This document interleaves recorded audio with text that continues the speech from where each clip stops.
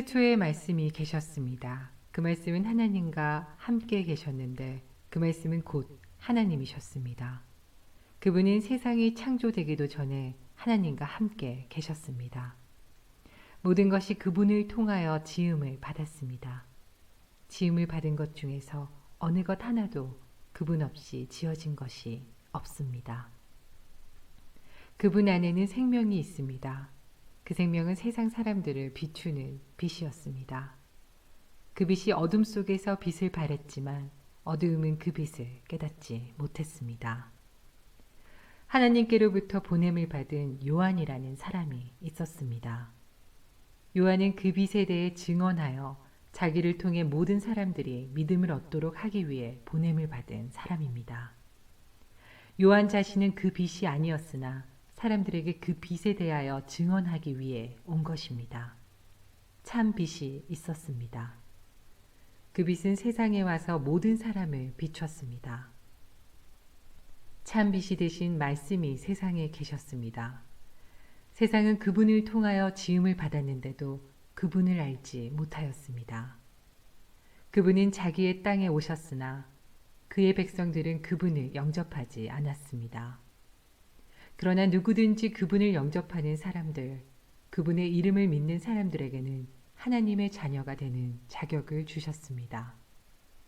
좋은 가문에 태어난 사람들만 하나님의 자녀가 되는 것이 아닙니다. 또한 어떤 사람들의 계획이나 바람에 의해서 그리고 그들의 조상으로 말미암아 하나님의 자녀가 된 것도 아닙니다. 다만 그들은 하나님의 자신이 그들의 아버지라는 사실 때문에 하나님의 자녀가 된 것입니다. 말씀이 사람이 되셔서 우리 가운데에서 사셨습니다. 우리는 그분의 영광을 보았습니다. 그 영광은 오직 아버지의 독생자만이 가질 수 있는 영광이었습니다.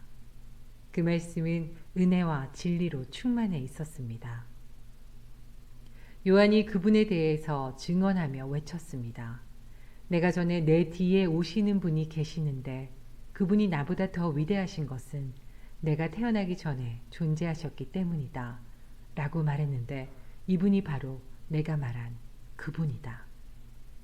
그분의 충만하신 것에서 우리 모두는 넘치는 은혜를 받았습니다. 그것은 율법이 모세를 통해 주어졌지만 은혜와 진리는 예수 그리스도를 통하여 왔기 때문입니다.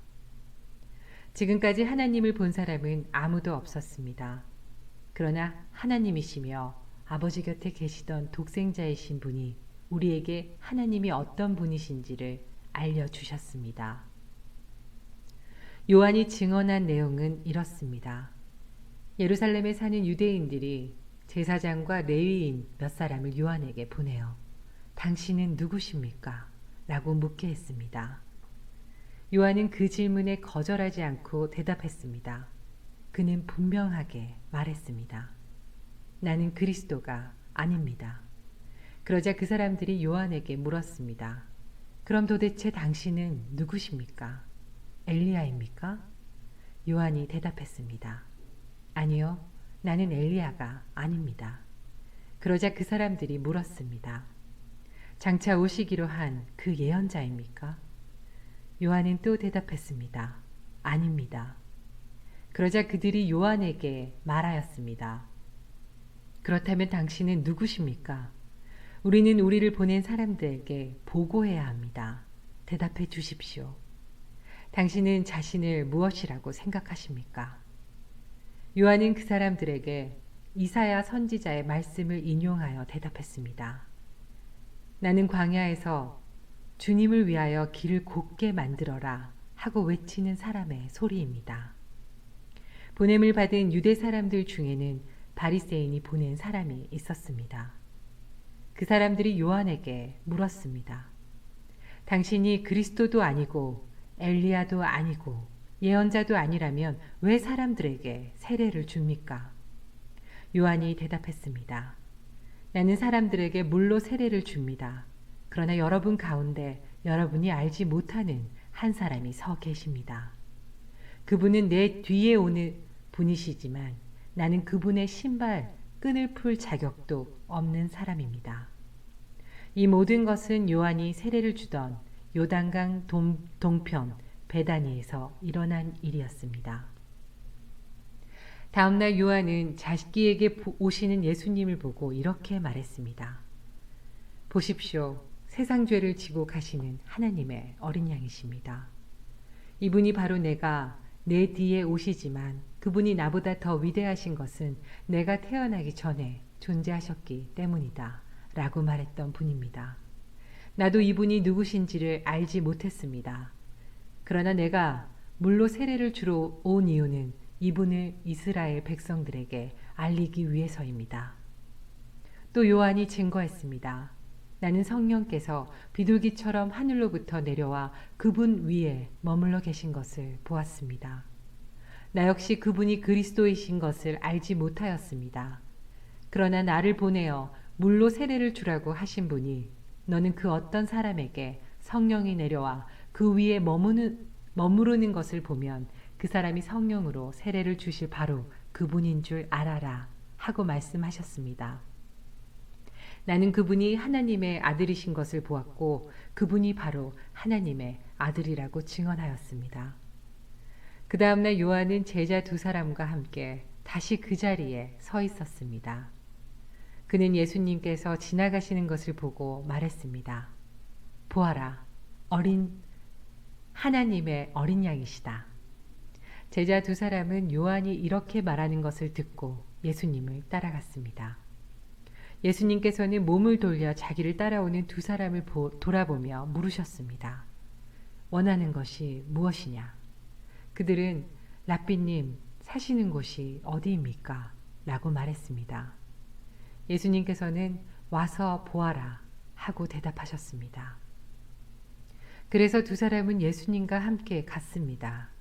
그들은 예수님께서 머무르시는 곳을 보았고 그날 예수님과 함께 그곳에서 지냈습니다. 때는 오후 4시쯤이었습니다. 요한에게서 예수님에게 대한 이야기를 듣고 예수님을 따른 두 제자 중 한 사람은 시몬 베드로의 동생 안드레였습니다. 안드레가 첫 번째 한 일은 그의 형 시몬을 찾은 일이었습니다. 그는 시몬에게 우리가 메시아를 찾았어 라고 말했습니다. 그리고 나서 안드레는 시몬을 예수님께 데려왔습니다. 예수님께서는 시몬을 보시고 네가 요한의 아들 시몬이구나. 이제 너를 게바라고 부르겠다 라고 말씀하셨습니다.